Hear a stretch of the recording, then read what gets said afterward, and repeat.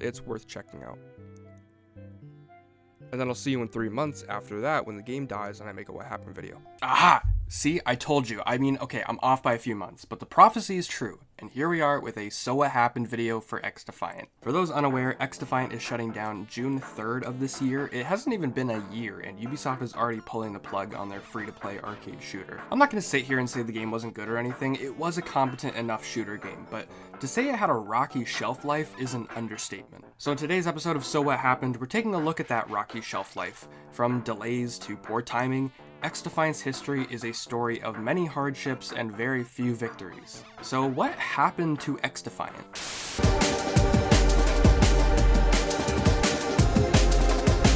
Before we start, remember to subscribe. I talk about video games on this channel in an analytical style, so if you like those kind of videos, feel free to join our community. I also live stream from time to time right here on this YouTube channel, so if you want to come hang out, crack some jokes, or discuss stuff, come join us sometime. And if you can't make it to those streams live, feel free to subscribe to my second channel, RatedEm Live. I upload all the best moments from my live streams onto there. So without further ado, let's look into the history of one of Ubisoft's most awkward titles. For those unaware of what XDefiant actually is, XDefiant is a free-to-play shooter developed by Ubisoft with a development team built up of ex-Call of Duty and Battlefield devs. Specifically devs from the Black Ops 2 and Battlefield 4 era of those respective series. It was created with the intention of filling the gap that Call of Duty had left once it moved to a more realistic tone.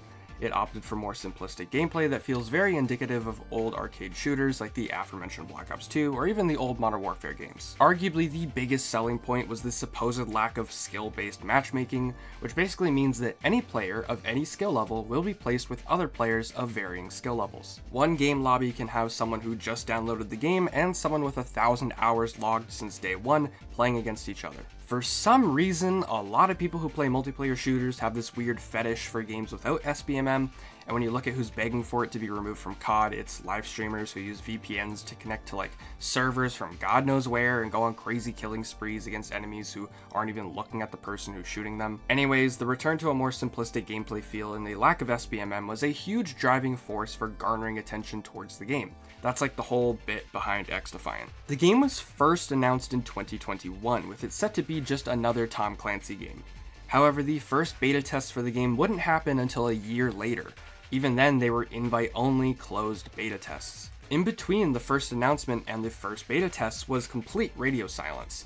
And this is going to be a recurring theme with XDefiant's history: timing. XDefiant would struggle to maintain hype due to its lengthy development time. The game was announced 3 whole years prior to its official release, and a whole year after the initial announcement, the only thing to come out of it was a closed, private beta test. The game would seemingly be dormant for another 2 years, when in 2023, an open beta test would be made available. I actually made a video on the game around this time. I just bit my tongue. I actually made a video on the game around this time, which is where that intro clip comes from. A lot of people got to try the game out, and it was pretty well received, but this beta test lasted for a single weekend in April.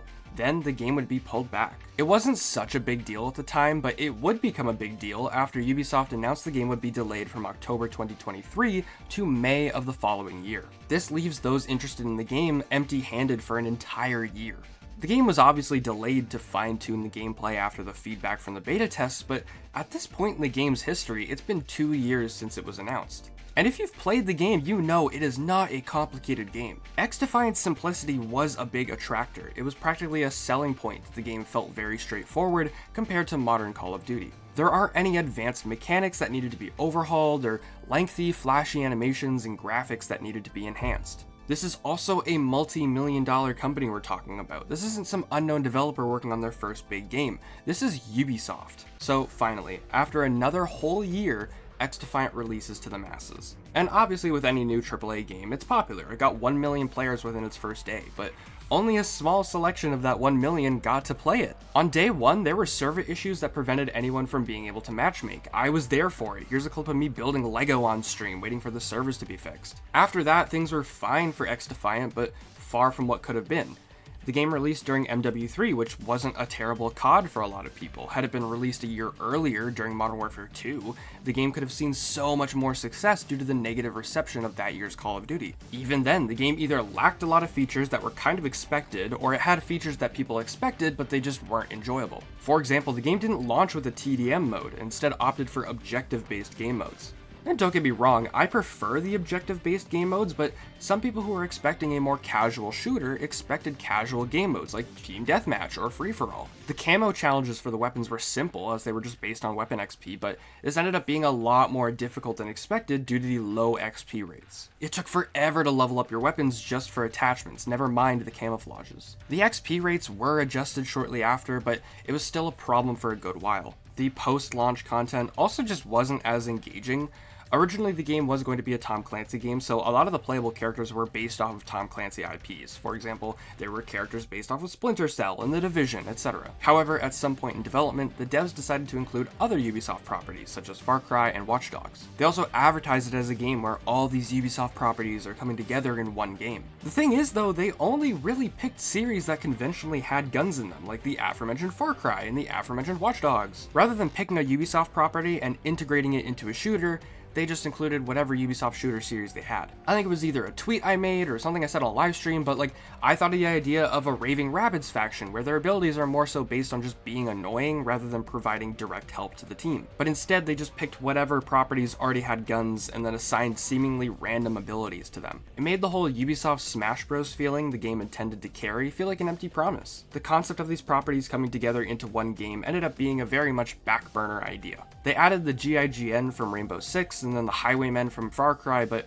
again, these are just conventionally available shooter game factions. TLDR, it was the easy route. With the post-launch support being lackluster and other games taking the spotlight, XDefiant slowly but surely fell into obscurity. They had announced a third season of content, but announced its release to be a date that coincided with another big game's release, Call of Duty Black Ops 6. And Black Ops 6 ended up being quite positively received upon its launch, and suffocated any news about the new XDefiant season. Because of this, Ubisoft decided to cut all future support for the game, making its third season the last season. Because of this, the dev team ended up including a bunch of unfinished content in the final update. Not in a, we didn't have time to finish the update kind of way, but in a, here's everything we had planned, the game's shutting down, just go and enjoy it kind of way. And honestly, it's really cool. I can respect it. All the camouflages have been unlocked for free too, with a few unreleased camos actually being included. It's personally really annoying that this is the final update because they finally included some Assassin's Creed content, which is my favorite game series of all time, and it sucks that it's only available for a few months. But that's essentially the history of XDefiant. To recap, the game just took too long to fully release and missed the mark on multiple important deadlines that ultimately killed the hype for the game. I don't want to entirely hate on XDefiant because objectively it is a very fun and decent feeling shooter. I think this video is more of a message to Ubisoft in that they need to get their shit together, but honestly that could be a topic for an entire video on its own. I think XDefiant definitely showed that there's a market for games in this genre, as a lot of people were interested in it despite its hiccups. However, I think if this game was handled by a different company, it would have seen much more success. It wouldn't have been brushed off by its publisher. And hey, if you like this video, be sure to leave a like and subscribe if you haven't already. Also feel free to leave a comment as I try to reply to as many as I can. If you want to check out more videos, you can do so here, as well as check out RatedEm Live, which is where I upload the best moments from all of my live streams. Thank you for watching, and I will see you next time.